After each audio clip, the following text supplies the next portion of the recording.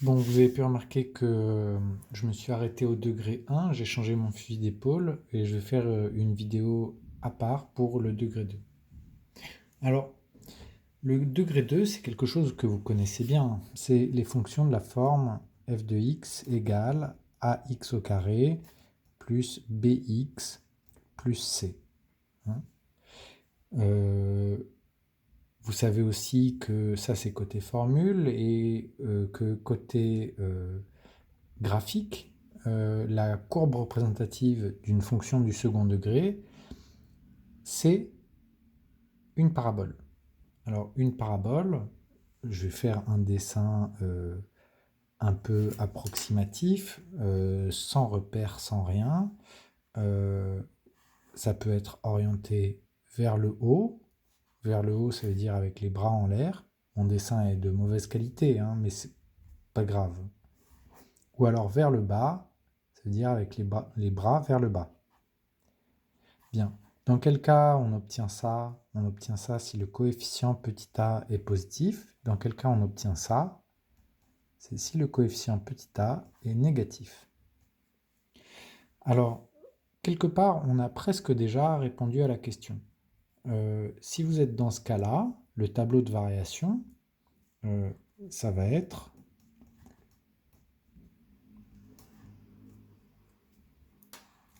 une flèche qui descend, une flèche qui monte.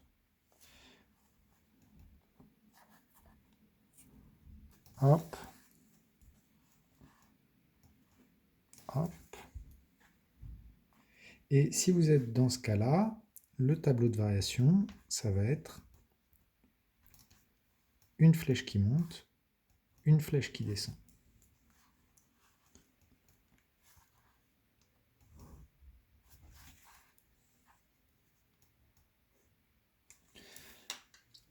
Alors, donc on a déjà presque plié le problème.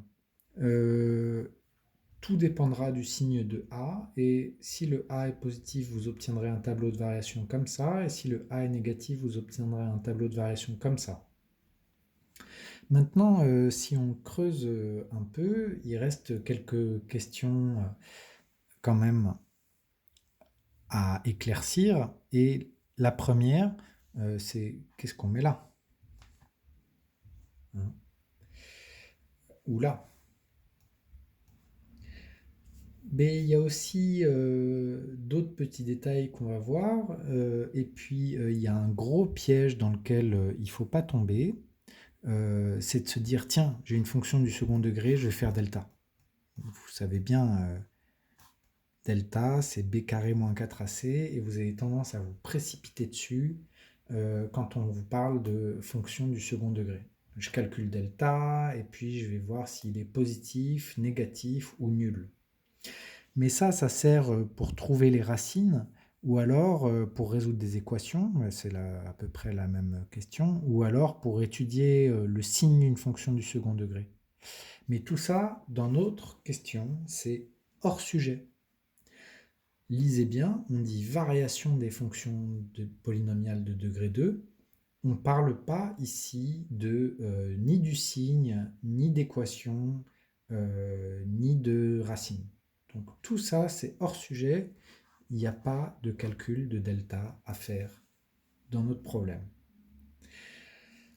Bien, maintenant que c'est dit, on va étudier quelques exemples de fonctions du second degré. Donc je reprends la numérotation. Donc j'ai commencé avec 2a. 2 comme second degré, petit a comme premier exemple.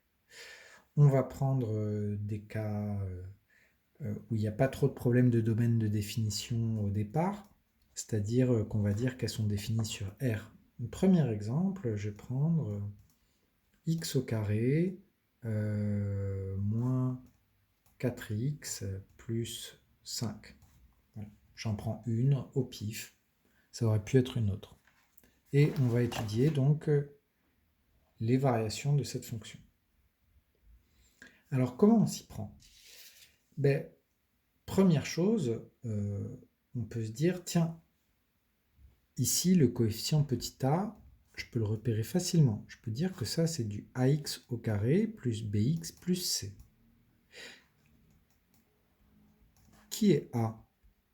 Ben, A, ce serait 1. B, ce serait 4. Moins 4, excusez-moi. Et puis C, ce serait 5. Et comme A est positif, on est dans ce cas-là et on va obtenir un tableau de variation de cette forme-là. Alors, en fait, c'est très bien, c'est tout à fait correct, mais ça ne va pas permettre de répondre, d'aller plus loin que cette histoire. Donc on va utiliser une méthode alternative, mais on a déjà une idée de la réponse qu'on va obtenir à la fin. Ça va faire flèche qui descend, flèche qui monte. Hein? Donc ici, je répète, je considère que ma fonction, elle est définie sur R. Donc le tableau de variation, on va aller de moins l'infini jusqu'à plus l'infini. Alors, comment on fait s'il y a une espèce d'impasse à dire ah oui, ben, j'ai déjà vu que A est positif et donc ça fait flèche qui descend, flèche qui monte. Il y a une espèce d'impasse, je dis, parce que ça ne permet pas vraiment d'aller plus loin. Ben, alors la solution, c'est bien sûr d'utiliser la dérivée. Je vais calculer la dérivée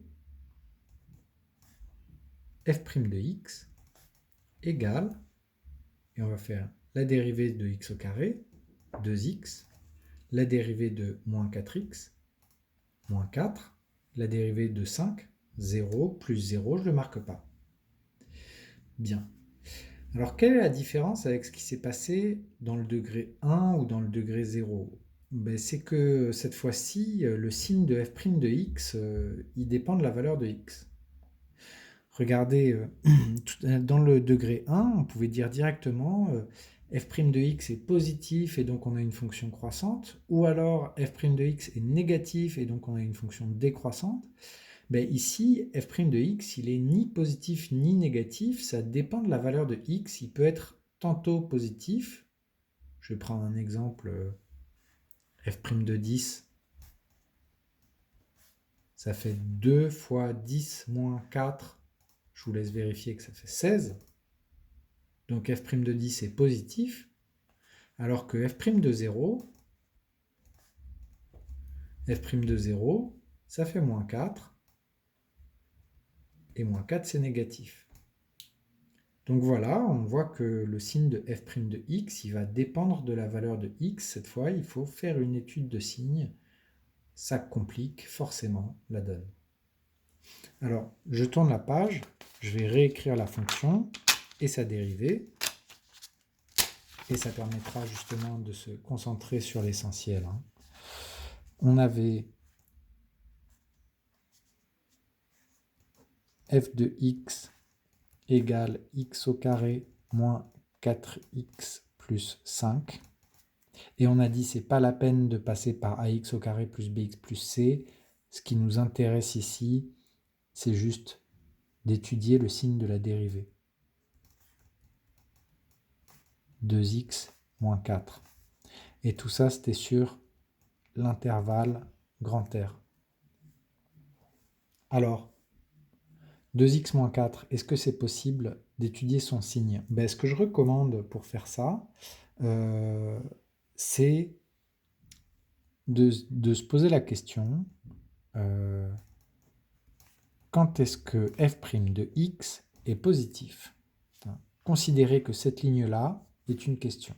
À la limite, vous mettez un point d'interrogation. Pourquoi pas? Et on va traduire ça, en fait, poser cette question-là, c'est poser une inéquation. Et cette inéquation, c'est 2x moins 4 plus grand que 0.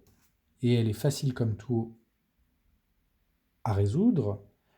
On va rajouter 4, 2x plus grand que 4, divisé par 2, 2x devient x, 4 devient 2.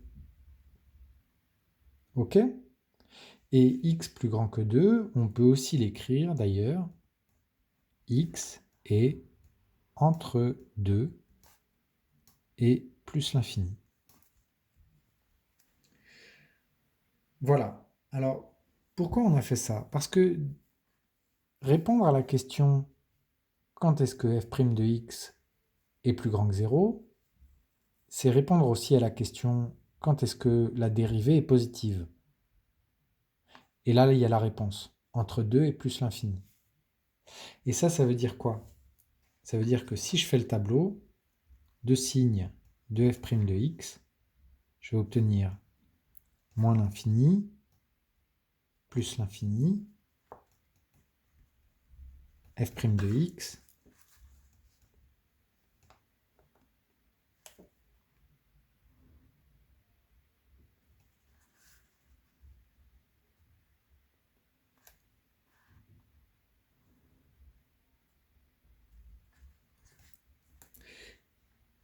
et là, je vois que je vais devoir mettre un plus entre 2 et plus l'infini. Donc, je mets mon 2 ici, et dans la ligne f' de x, parce que c'était le signe de f' de x, je mets un plus entre 2 et plus l'infini.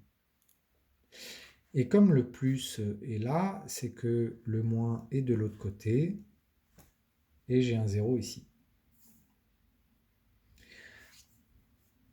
Alors, du coup, je récupère ce que j'avais prévu, c'est-à-dire que pour f de x,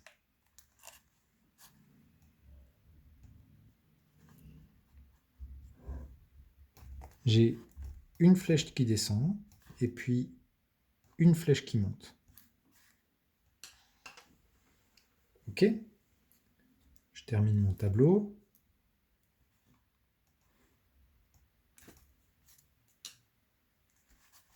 Allez, allons jusqu'au bout. Je vais le faire bien.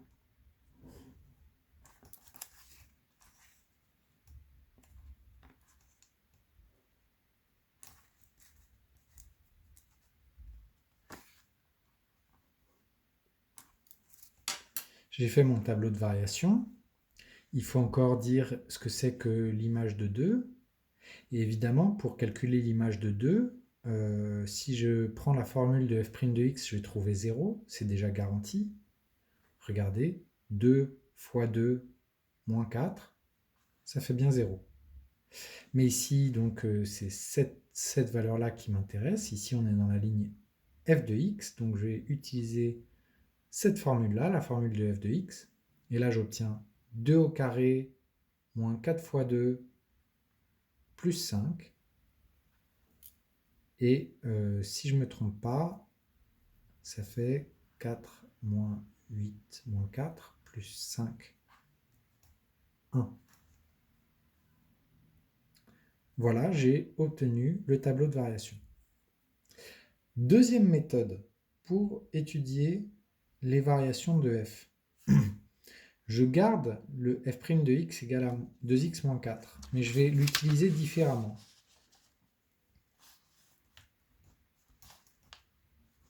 Et là, les deux méthodes se valent, et vous gardez celle que vous préférez. Moi, j'ai une préférence pour celle-là, mais souvent, les élèves préfèrent utiliser celle-là. C'est bien compréhensible, et c'est tout à fait valable. Celle que je commence maintenant, parce que ça, c'est des méthodes plutôt déjà vues en seconde pour tout le monde. D'accord? F' de x, on peut dire que c'est une fonction affine.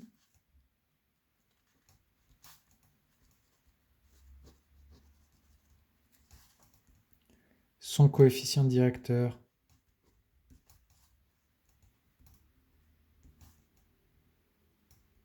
est positif. Je vais le citer pour montrer que je sais de quoi je parle. Et je fais attention à ne pas dire 2x, le coefficient directeur c'est 2. Et donc, f' est croissante.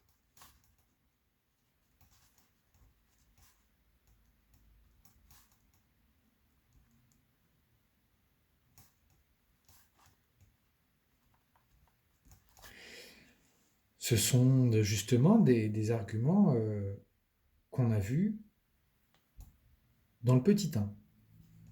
Alors, pourquoi je dis tout ça? Parce que du coup, si f' est positive, ça veut dire que le signe de f' de x, c'est moins 0 plus. Hein. Si jamais j'essaye de me représenter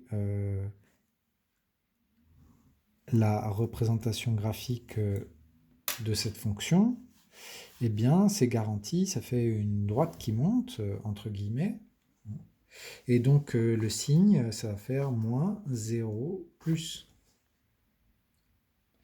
Et il n'y a plus qu'à savoir quand est-ce que ça passe par 0.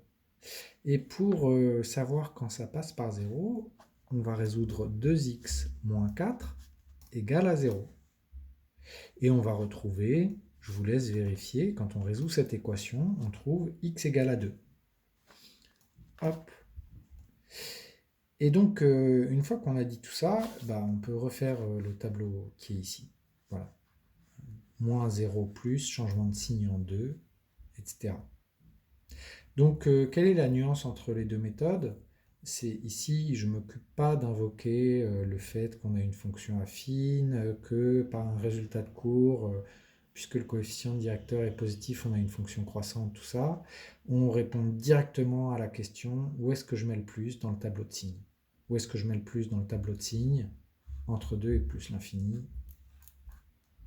Le voilà. Et donc, j'ai plus qu'à compléter. Bien. Alors, on va passer à un deuxième exemple.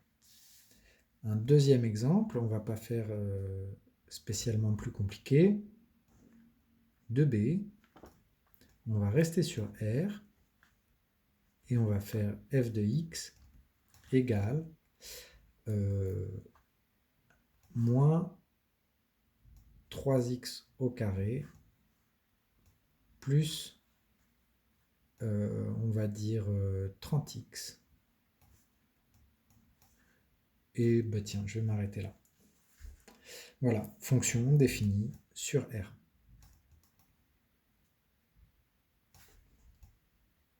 Bien, comment on fait pour étudier ça? Allez, on y va directement, j'accélère un peu. Je calcule f' de x, moins 6x plus 30. OK? Bien, je vais utiliser maintenant, je vais faire une étude du signe de f' de x. Et pour faire ça, je vais me demander quand est-ce que f' de x est positif, pour savoir où je mets le plus dans le tableau de signes. Je peux mettre supérieur ou égal, ça ne change pas trop le problème. Cette fois, je fais supérieur ou égal pour vous montrer la toute petite différence avec ce qui se passe quand je me demande strictement supérieur à 0. Ici, ça voulait dire strictement positif. Ici, ça veut dire positif, peut-être nul. Bien. Donc, quand est-ce que f' de x est positif? Ça revient à dire moins 6x plus 30 est supérieur ou égal à 0. On retire 30. Et là, on va diviser par moins 6. Donc je vais diviser moins 6x par moins 6, c'est tout pile pour qu'il me reste x, c'est fait pour ça. Je vais diviser moins 30 par moins 6, ça va faire 5. Et attention, comme on a divisé par un nombre qui est négatif, j'ai divisé par moins 6 est négatif. Quand on divise par un nombre négatif dans une inéquation, ça renverse l'inégalité. Voilà, une différence majeure que vous devez absolument maîtriser. C'est très important. Voilà. Donc, j'y vais. Hein. Je relis ma question pour faire la conclusion de ce que j'ai dit. Quand est-ce que f' de x est positif? Quand x est plus petit que 5. Autrement dit, avec des intervalles, être inférieur ou égal à 5, c'est être dans l'intervalle moins l'infini, 5. Crochet fermé cette fois. Crochet fermé parce que c'est inférieur ou égal à 5. Bien. Maintenant que j'ai ça, je sais où placer le plus dans mon tableau. Alors je vais faire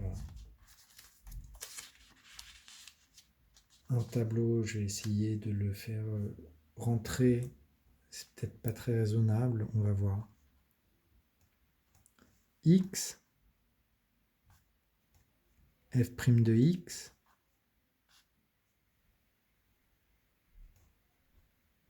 f de x. Alors, il ne faut pas que je dépasse de ici, ok.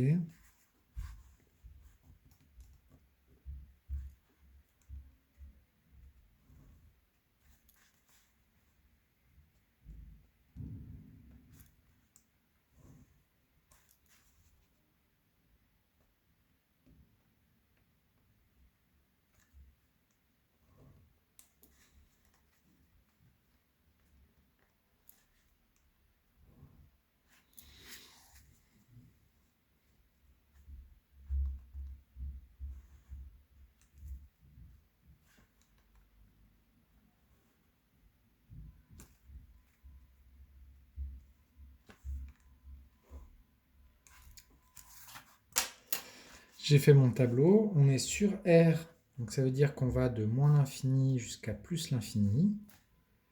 Et où est-ce que je mets le plus? Entre moins l'infini, dans la ligne f' de x, où est-ce que je mets le plus? Réponse, entre moins l'infini et 5. Donc je mets un 5, et voilà où je mets le plus. Et donc c'est que ici il y aura un 0, et ici il y aura un moins.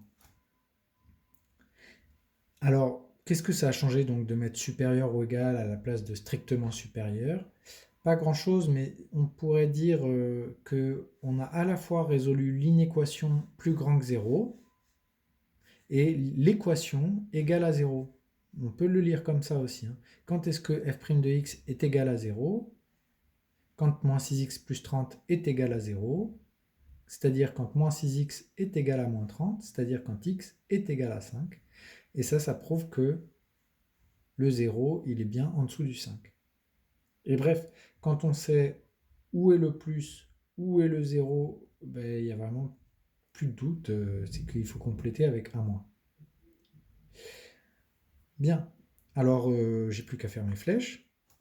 Flèche qui monte, flèche qui descend, plus flèche qui monte, moins flèche qui descend. Et puis à calculer l'image de 5. Attention, laquelle des deux formules on choisit? Celle-là ou celle-là? Ben, on va choisir celle-là hein, parce qu'on est dans la ligne f de x. Donc on va faire moins 3 fois 5 au carré plus 30 fois 5. Et ça, je vous laisse vérifier, ça fait 75.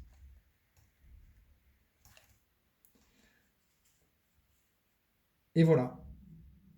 On va passer à un troisième exemple que je vais appeler 2C. Et cette fois-ci, on va changer un petit peu la donne. On ne va pas prendre une fonction plus compliquée, mais on va voir ce qui se passe si on prend plus R comme intervalle.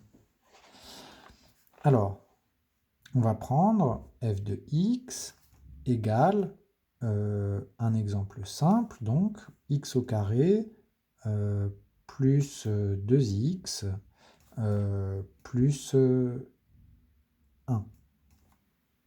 Bien. Alors, la méthode est la même, mais sauf que j'ai dit je change l'intervalle. Cette fois, je vais prendre l'intervalle 0, 10. Alors, là, avant de se lancer dans le tableau, je vais recommander de se faire un petit dessin pour se faire une idée. Tenez, je vais changer, au lieu de plus 1, je vais mettre moins 10. Ça change à peu près rien, hein, mais c'est moins 10. Voilà. Alors, on va démarrer pareil. f' de x égale 2x plus 2. On est d'accord? On va regarder quand est-ce que f' de x est supérieur ou égal à 0, c'est-à-dire 2x plus 2 supérieur ou égal à 0. Je retire 2.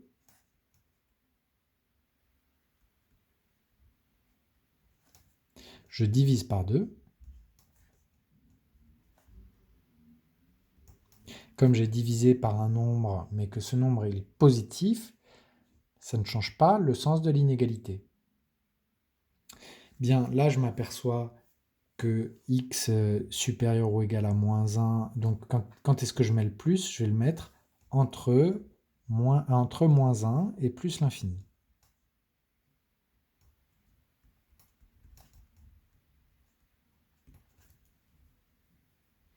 Alors, allons-y.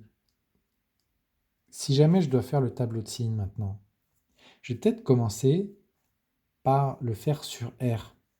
Et c'est là qu'il ne faut pas se tromper, hein. C'est qu'il vaut mieux commencer par se dire, ou alors alternative, peut-être plus simple, peut-être plus pratique. Je vais me dire que la fonction 2x plus 2, elle est représentée par une droite, je vais utiliser la représentation graphique, et que là, on coupe à moins 1. Hein. Et là, vous voyez, quand est-ce que f' de x est positif? À droite de moins 1. C'est ce qu'on avait écrit ici. OK? Sauf que l'intervalle qu'on m'a donné, c'est 0,10. Alors vous voyez, dans ce cas-là, j'ai même plus besoin de faire de tableau. Je peux répondre à l'oral. Enfin, à l'écrit, avec une phrase. Je peux dire quoi? Que f' de x, certes, il peut être négatif quand on se met à gauche de moins 1, mais ici, on est sur 0,10 et on n'est jamais à gauche de moins 1. Donc f' de x est donc positif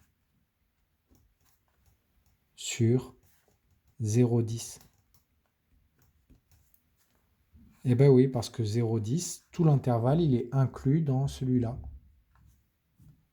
Et donc f est croissante.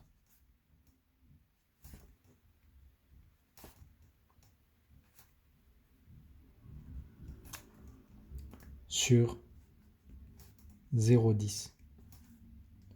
Alors voilà une nuance avec le degré 1. C'est-à-dire que quand on était dans le degré 1, il n'y avait jamais ce genre de questions qui apparaissaient. Hein. Non seulement, je vais reprendre la feuille du degré